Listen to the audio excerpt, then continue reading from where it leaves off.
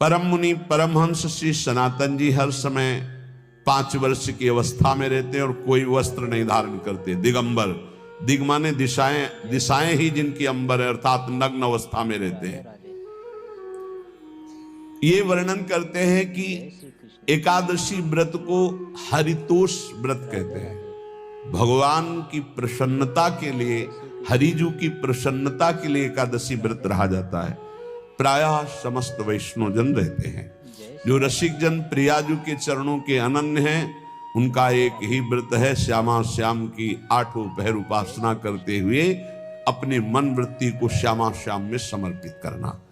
पर जो एकादशी व्रत रहते हैं परम धन्य है, वो हरितोष व्रत है। अब एकादशी व्रत का नियम क्या है और कैसे एकादशी व्रत का फल मिलता है, कई बार चर्चा हुई। बहुत सुंदर शास्त्र प्रमाण के अनुसार श्री सनातन मुनि बोल रहे हैं, जिसे एकादशी रहनी हो और एकादशी का फल प्राप्त करना हो, उसको 3 दिन, एक तो दशमी और एक द्वादशी और फिर बीच में एकादशी, उसको 3 दिन संयम में रहना होता है, तब बीच की एकादशी का उसे फल प्राप्त होता है।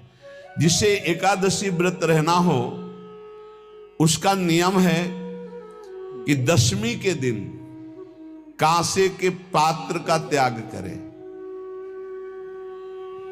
वैष्णव सिद्धांत है कि कभी जिसमें मांस बना उस रसोई का भोजन न ग्रहण करे।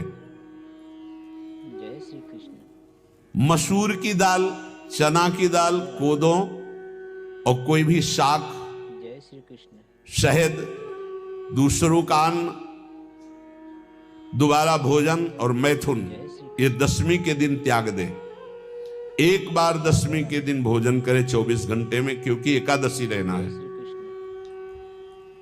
कांसे का पात्र, जिस रसोई में मांस बना उसके भोजन का त्याग, मसूर की दाल, चना, कोदो, शाक, मधु अर्थात शहद और दूसरे के द्वारा दिया हुआ भोजन और दोबारा भोजन और मैथुन क्रिया, इनका दशमी के दिन कभी भी प्रयोग ना करें।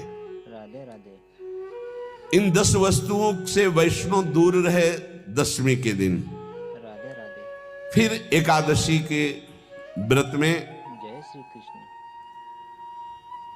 ये पीछे तो हम वर्णन कर ही चुके हैं, कहीं नहीं आया यहाँ कुटू का वो कचौड़ी पकौड़ी और सिंघाड़ा का हलवा और ये दुनिया के खीर और सब।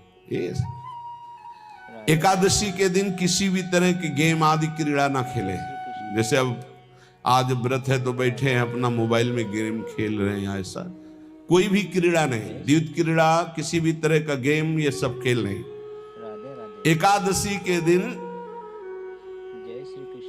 उपासक को चाहिए कि वो किसी भी तरह की क्रीड़ा, मनोरंजन बिल्कुल नहीं, नींद नहीं लेनी उसको, न दिन में न रात में। एकादशी व्रत, और प्रायः पुराने महापुरुषों ने ऐसा किया है। रामदास जी डाकोर के रात में जाते थे, रणछोड़ भगवान के यहाँ कीर्तन करते थे जाकर, तभी तो भगवान उनके कीर्तन पर, उनकी भक्ति पर रीछ कर गाड़ी में बैठकर उनके साथ आए थे। पूरी रात जग कर कीर्तन करना, और दिन में तो सोना ही निषेध है। पान खाना निषेध है, एकादशी को बिल्कुल नहीं।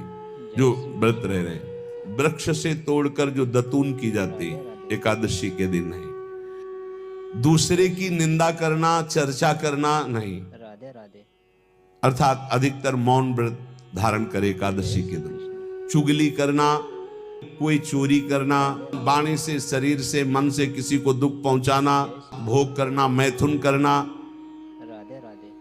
किसी के ऊपर गुस्सा करना, झूठ बोलना, एकादशी के दिन ये नहीं करना चाहिए।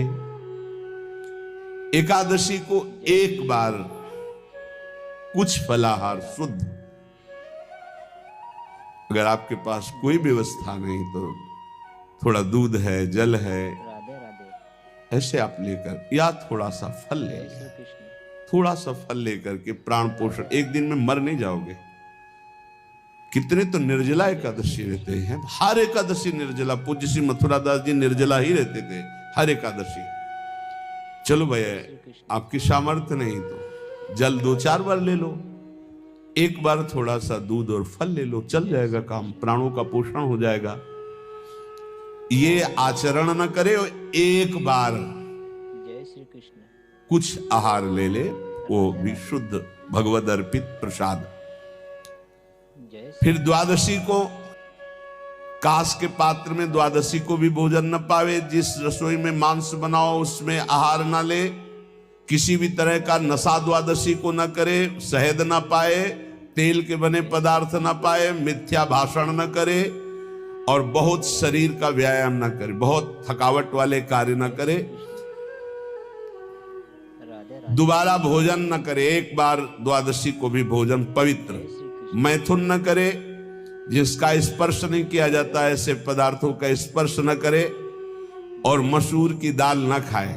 द्वादशी को जो इन नियमों का पालन करता है, दशमी द्वादशी ऐसे और एकादशी ऐसे, तब उसे एकादशी व्रत का फल प्राप्त होता है। जय श्री कृष्ण उपासक को चाहिए राधे राधे कि इन नियमों से व्रत का अनुष्ठान करे, मनमानी आचरण न करे। सबसे प्रार्थना जो एकादशी रहते हो, राधे राधे हरितोष व्रत इसे कहते हैं, भगवान की प्रसन्नता के लिए रहा जाता है, रहना चाहिए। जो अपनी आचार्य परंपरा में है, जैसे जिनका सिद्धांत है, पर रहने का सिद्धांत ये श्री सनत कुमार जी वर्णन, श्री सनक जी महाराज, ये सनत कुमार जी वर्णन की।